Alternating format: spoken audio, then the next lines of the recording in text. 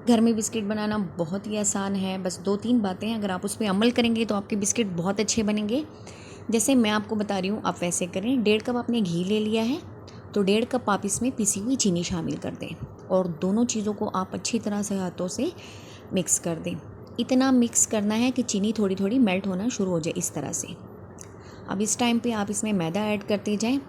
1.5 cup हमने ये चीज़ें ली थी, तो तकरीबन 2 से ढाई कप हम इसमें मैदा ऐड करेंगे।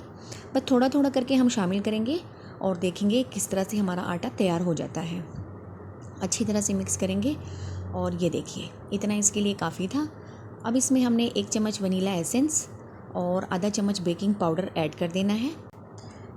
और ये देखिए, मिक्सर हमारा रेडी हो चुका है।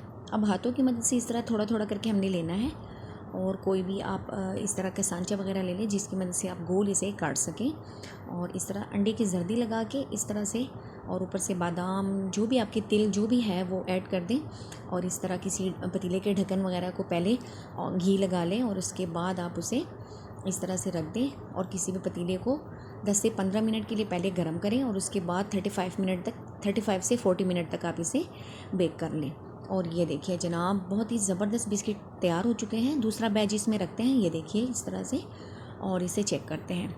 ना बिस्किट हमारे ख़राब हुए हैं, ये देखिए, ना बिस्किट ख़राब हुए हैं ना टूटे हैं और बहुत ही अच्छी कंडीशन में है। तो अगर आप इस तरीके से बनाएंगे तो आपके बिस्किट बहुत ही अच्छे बनेंगे और कभी भी ख़राब नहीं होंगे।